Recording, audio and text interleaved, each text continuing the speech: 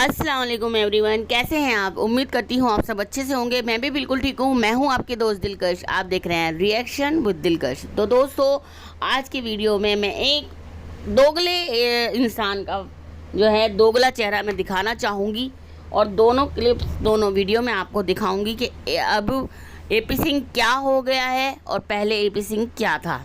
निर्भया के टाइम में उसका क्या वो था ओपिनियन और आज की डेट में अपनी इस भगोड़ी बहन को लेकर उसका क्या बयान है। ये चीज़ मैं आपको सुनाऊंगी, बिल्कुल आपको सामने से सुनाने वाली हूँ। आप ये वीडियो में बने रहना। तो चलिए शुरुआत करते हैं, ज़्यादा देर ना करते हुए अपनी वीडियो की शुरुआत करते हैं।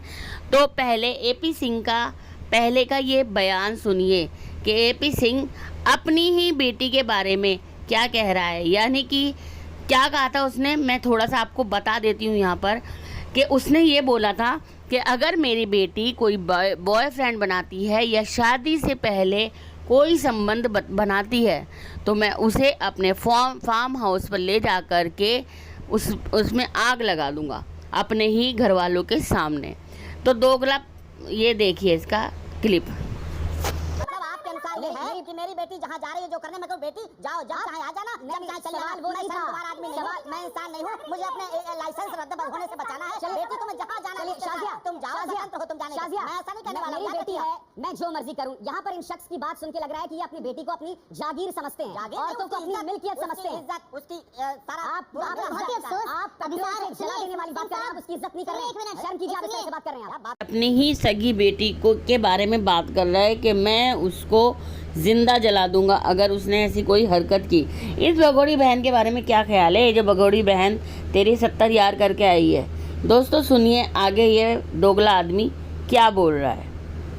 एपी सिंह साहब, आप ये भी कहते हैं कि जब महिला पैदा होती है तो पिता के संरक्षण में रहती है, जब बड़ी होती है शादी हो जाती है तो पति के, और जब बुजुर्ग हो जाती है तो वो अपने बच्चों के संरक्षण में रहती है। तो सवाल ये कि अगर आप उसे जागीर रहती, मेरी बात सुनिए, जब आप उसे जागीर बना रहे हैं उसे संरक्षण की जरूरत क्यों पड़ती है? क्योंकि आपके और मेरे जैसे मर्दों ने उसकी सुरक्षा में इतना बड़ा खलल पैदा कर दिया है। बिल्कुल नहीं, जी हाँ, रहती है। संरक्षण की जरूरत क्यों पड़ेगी? जरूरत पड़ती है, सुरक्षा की जरूरत क्यों? आप मेरे सवाल का जवाब दीजिए, आप मेरे सवाल का जवाब दीजिए। आप क्यों कह रहे हैं उसे संरक्षण की जरूरत पड़ती है? महिला आपके जैसे मर्दों ने, देख रहे महिला सोचता है अगर आप जैसे मर्दों की वजह से, आप जैसे मर्दों की वजह से इस तरह के कार्यक्रम के जो पोर्न फिल्म चल रही है, जो इंटरनेट चल रहा है, मिसयूज उसका जो हो रहा है, इसके कंज्यूमर्स आपके और हमारे जैसे मर्द हैं। सनी लियोन को कंज्यूमर्स आपके और मेरे जैसे मर्द हैं। शर्म कीजिए, बिल्कुल नहीं, आप शर्म कीजिए, मुझे शर्म की जरूरत है, आप करते रहिए।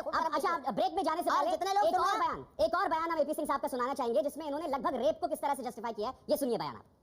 शादी से पहले, फ्रेंडशिप के दौरान, कंवारपन पे, शादी से पहले फ्रेंडशिप के दौरान सेक्स रिलेशन में कोई आपत्ति नहीं। विलफुली अगर सेक्स रिलेशन है तो इसे कोई, ये सबसे बड़ा समाज का अत्याचार है। ये सबसे बड़ा दुराचार जो घरों परिवारों में इस तरह से फैला है। और इस दुराचार की वजह से अगर हम 21वीं सदी के साथ जाने की बात करते हैं तो हमें इस तरह के रेप और जघन्य अपराधों के लिए भी तैयार मानसिकता करनी पड़ेगी कि ये भी संभव है, हो सकते हैं जब हम इसे करेंगे ऐसा। हमें बलात्कार के लिए भी तैयार अपनी मानसिकता को करना पड़ेगा। एपी सिंह साहब ये कह रहे हैं कि हमें बलात्कार के लिए खुद को तैयार करना पड़ेगा। आपने तमाम हदों को पार कर दिया सिंह साहब। नहीं, उन्होंने ये भी कहा कि बलात्कार के लिए तैयार रहना चाहिए। आप क्या अपनी लड़की से आंख मिला पाते हैं? मैं लड़की को मेरे साथ आपके सामने नहीं, जब वो बड़ी होगी, मैंने आपके जैसा पिता जो बलात्कार को जस्टिफाई कर रहा है, बलात्कार को जस्टिफाई कर रहे हैं। बिल्कुल नहीं, आप बलात्कार को जस्टिफाई कर। ये वकील साहब आज से जब निर्भया का केस लड़ा जा रहा था उस टाइम पे, ये उस टाइम की क्लिप है और ये इनके दिमाग में ये वाली बात थी कि जब कोई लड़की शादी से पहले, चाहे वो 18 साल की है या 18 साल से छोटी है या 18 साल से बड़ी है, वो खुद अपना फैसला नहीं कर सकती। उसके माँ बाप, और अगर वो कौमार अपना भंग करती है यानी कि वो किसी से संबंध बनाती है तो उसको सरेआम जला देना चाहिए। ये इस वकील के, इस दोगले वकील के ये बयान थे पहले। आज कहाँ गई इसकी सोच? आज की सोच इसकी क्या है वो भी मैं आपको दिखाऊंगी। आज ये एक भगोड़ी का साथ दे रहा है, एक ऐसी औरत का जो चरित्रहीन है, जिसके इतने यार इसने खुद देखे हैं, जो यहाँ पर भी यार घेर रही है, जिसने वहाँ पर भी 70 यार बना करके आई है। ये औरत, इस औरत की वजह से इसने अपने धर्म ईमान को डगमगा दिया है। दोस्तों मैं आपको वो क्लिप भी सुनाना चाहूँगी जो अभी हाल फिलहाल कल या परसों में आई है।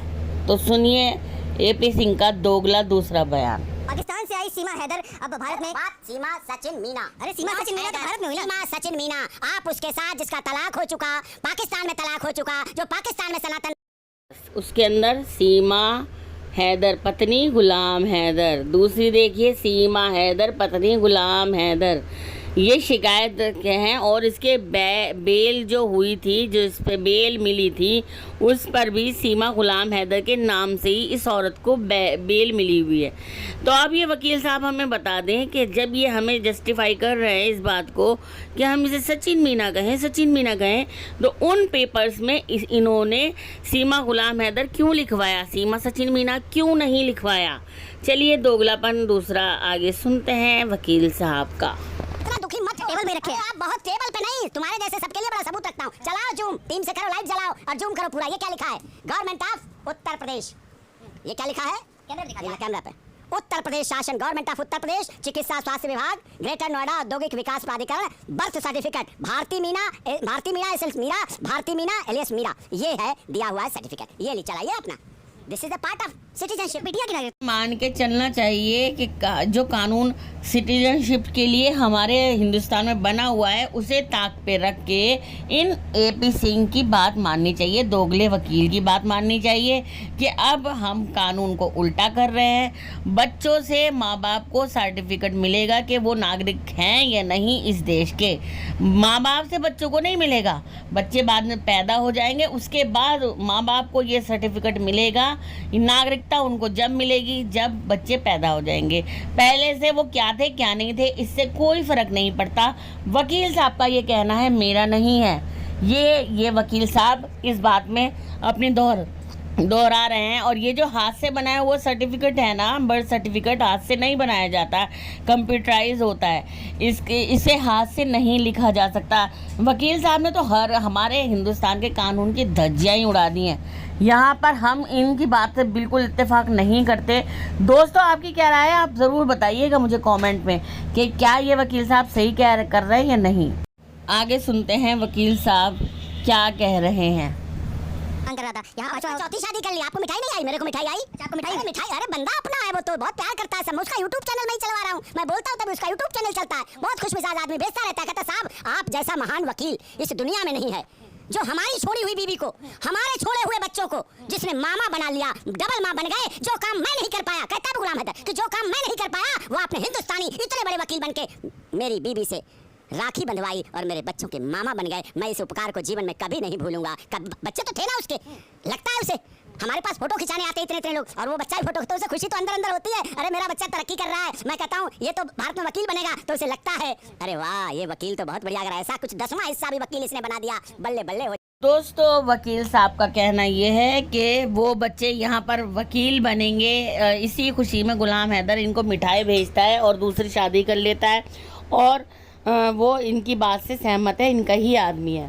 तो अब मैं यही कहना चाहूँगी कि गुलाम हैदर से मिले में, यानी कि इसका मतलब ये है कि आप गुलाम हैदर के साथ मिलके, इस भगोड़ी के साथ मिलके कुछ ऐसा भारत में करवाना चाहते हो। ये आपका कहना है कि वो आपका ही आदमी है, तो मतलब इसका मतलब ये नाटक हो रहा है सारा। और आप क्या कह रहे हो कि वो बच्चे यहाँ पर वकील बनेंगे, कोई पुलिस बनेगा, कोई कुछ बनेगा।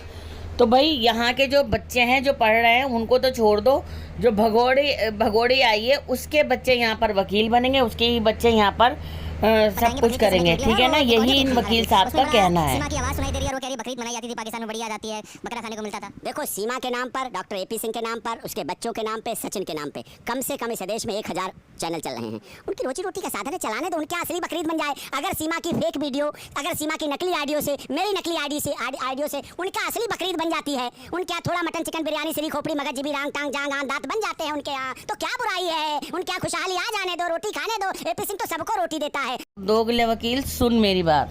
तू क्या कह रहा है कि 1000 चैनल तुम लोगों के नाम से बने हुए हैं? लानत है तुम्हारी शक्लों पर।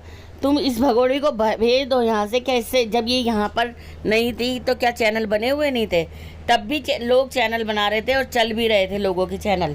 तेरी इस भगोड़ी बहन ना, ये यहाँ पे 5 लोगों का जो राशन है वो ये जब्त करके बैठी है। इसे नागरिकता नहीं मिली है अभी, तो यहाँ के हिंदुस्तान के 5 जो नागरिक हैं उनका ये हक खा रही है, ठीक है। और तू क्या कह रहा है? तू क्या भौंक रहा है कि तू रोटी देता है?